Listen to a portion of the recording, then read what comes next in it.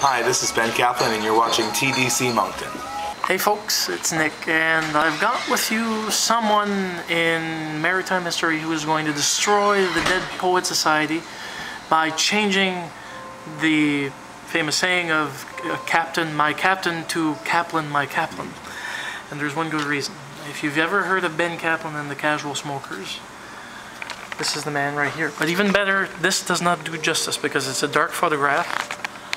We got him right here. Hello. Fireside at Plan B, and he's setting up for an evening tonight. So Ben, how long have you been playing? Because for me, this was my first introduction to you, and it was through the ACMA system that for votes and everything else. Your voice is fantastic. Well, thank you. Well, I've been singing and performing for a long time. I guess well, at least 10-15 years. The kind of music that I'm making now, I really started trying to write this way and trying to do this kind of thing maybe around 2007. And there was a few years of sort of slogging away at working as a singer-songwriter in this vein and trying to perfect my craft. And yeah, it took me about 3 years to sort of get it together. And then I recorded my album and released it in 2011. Which brings us, and I've been touring in support of this album and sort of doing all of that work. It's kind of my debut record as a songwriter. So it's been about 2 years now, and I'm already working on the next one. Sweet. So we're waiting for another big project to showcase your voice. That's one thing I've noticed about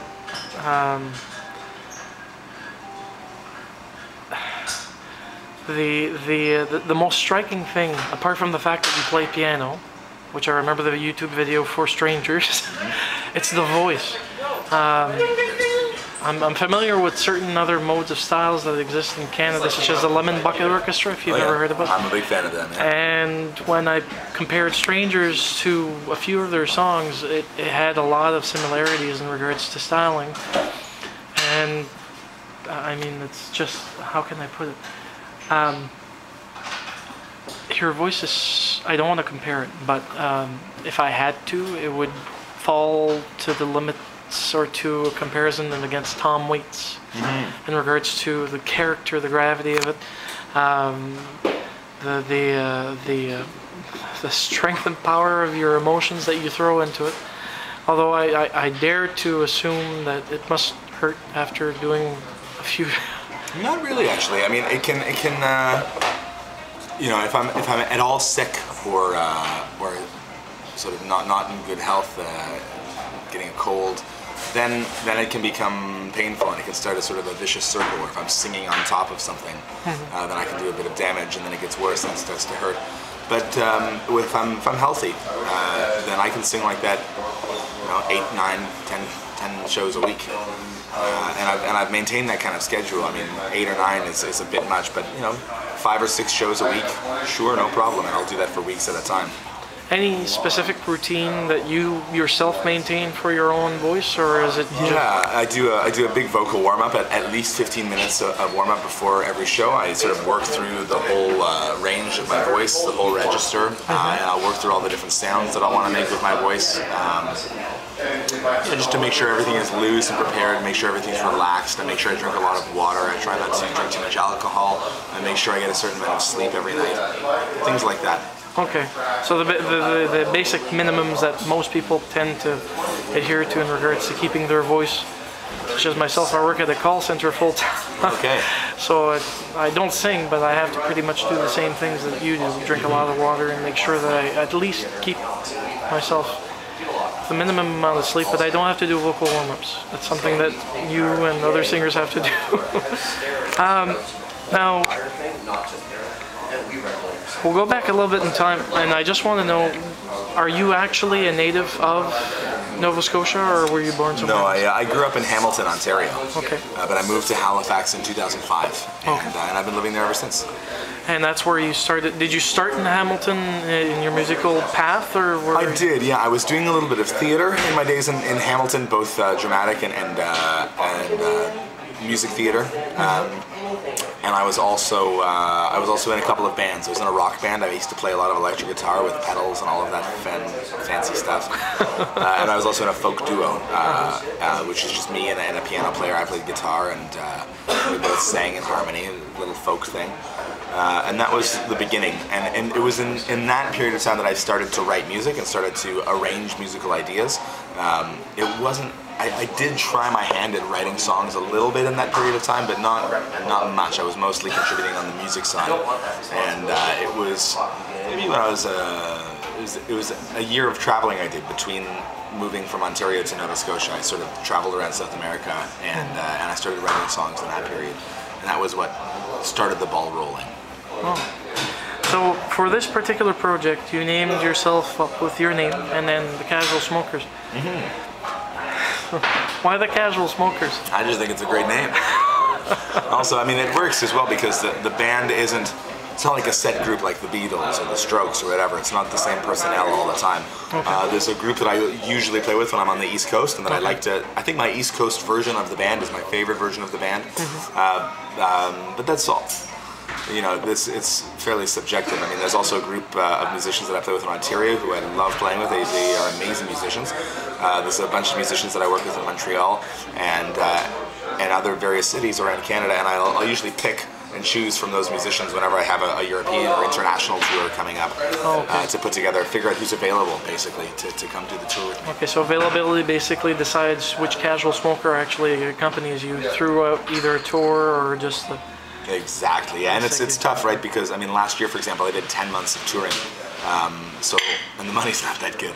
So finding somebody to commit that amount of time isn't really possible. So it's good that I'm able to be flexible and just sort of work with whatever musicians are good enough to come on the road. Okay.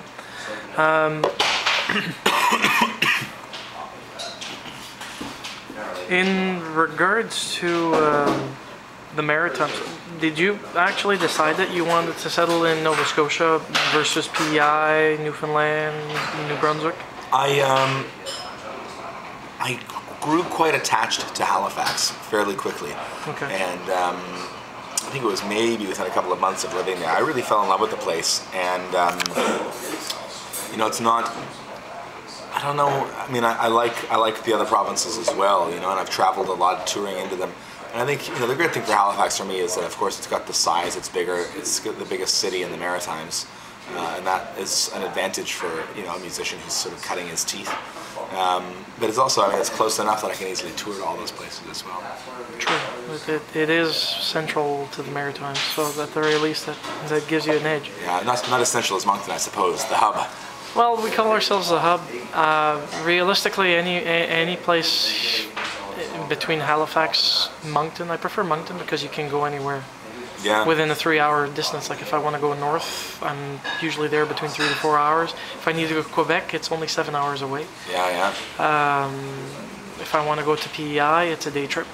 Yep. If I want to go to Newfoundland, it's a little bit longer depending on which ferry I decide to take. Yep. If I want to go to Sydney, Nova Scotia, if I want to go to Halifax is 3 hours. So it's no big compromise, especially because I love swing dancing, so I go to those venues whenever they're available, whenever gigs are being produced in regards to swing get-togethers.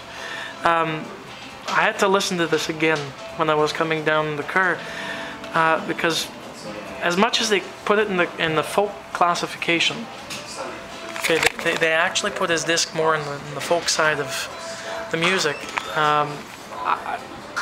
I don't like the tag that they decided to put, because I find that your disc, the project that you created in the time of the Great Remembering, by the way, folks, is more than just folk. It's like creating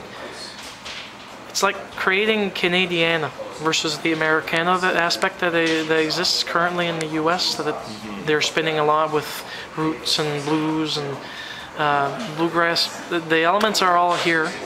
I found that out of all the songs that you have, you might have like 4 that you could simply plunk down into the folk category. The rest is just more than that. It's lyrically, the stylings are perfect. A lot of it actually plays well in my blues categories that I actually play on Cigare&Whiskey. Okay. But it's everything that you throw into it, because your voice is not always as hard and jagged as slate scraping against each other. It's also as soft and as supportive as a man in love with a woman, for example. Sure. Yeah, I mean, I think for me as a songwriter, I'm not interested in just picking one genre or one kind of sound and then exploring that for the rest of my career, or even just exploring that for a full album. You know, I write a lot of different songs, and each one comes out different than the last. The songs that I'm working on right now for my next record, you know, one of them is definitely very much sort of this dirty kind of old world waltz with that kind of rough singing and this dark imagery. But at the same time, there's also a tune that's this sort of very gentle, you know, love song between a father and his daughter. You know, I think they both have a place in my worldview and in terms of the artistic endeavor that I'm interested in working on.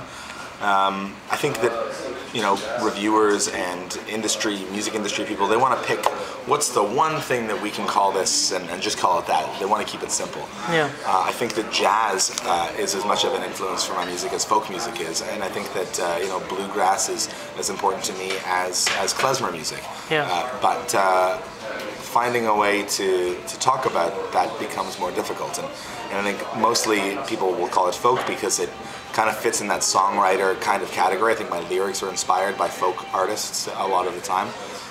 And also people will talk about the klezmer thing, or like the Jewish sounds, because it's not something you hear very much. No. And I think for anybody who listens to that kind of music on a regular basis, they wouldn't call my music that at all. No. But it pulls the ear in that direction, and I think that's why it gets talked about in that way. Well, it does. To give you an example for jazz stylings, I'm trying to remember, I think it's Beautiful. The second track on actually has a big basis in trying to think what they call it. Almost like sort of New Orleans jazz. Yeah, it has a New Orleans feel, but more like a jug band type of feel in regards to a minimized version of what jazz is. But it's just that it dances around the songs that you produce, especially for Beautiful. Strangers, it's more of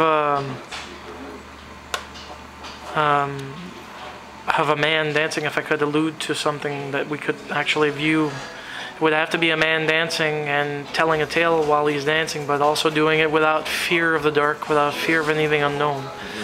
And Beautiful was more of a flirtatious piece between a man and a woman. But the whole disc itself, as much as it's produced, we can't see it here, but it's produced with gray skies, with your face, your glasses, and you just looking passively. As much as it's dark, it's also it has a lot of silver linings. In fact, a lot of them. If you look on the inside, you see the sun's coming out. Yeah. And that's sort of the idea. It looks like I'm from behind. It looks like it's a very dark scene, but when you flip it open, if you think about it, I'm actually looking towards the skies brightening up. Ah, okay, so behind you we see the dark, you're moving away from that and you're going to the light. Yeah, the clouds are breaking open. Oh, well. That was the theme. I don't know if anybody got it, but that was the idea behind the album cover, the album art. Well, it's very, the whole disc itself is something that you can plop in and just listen from start to finish 3 times without noticing that, okay, it's now time to change to a different disc. When would you say your next project will be close to being finished? Now, I know there's no set dates. Yeah. I'd say by the end of the year. So I'm not going to put you to the task, but end of the year, so we'll say December-ish, possibly earlier or later, all depending on... Yeah, I'm hoping for the fall. Okay. Well, I wish you the best in regards to that. Thank you so much. And I thank you very much for taking the time in presenting yourself to the world. Is there anything specific you'd like to touch on before we finish the interview? Well, just if people want to hear about any news or upcoming tour dates or read my blog or look at pictures, anything like that, it's all on my website, bencaplan.ca. Mm-hmm. And yeah, you can check out my blog and see what shows I'm playing and hear the album. You can either stream it for free or you can buy the album there if you want. Trust me, folks, you'll want to buy it. Streaming it isn't the same. So, Ben, thank you so very much for taking this time. You're very welcome. Thank you.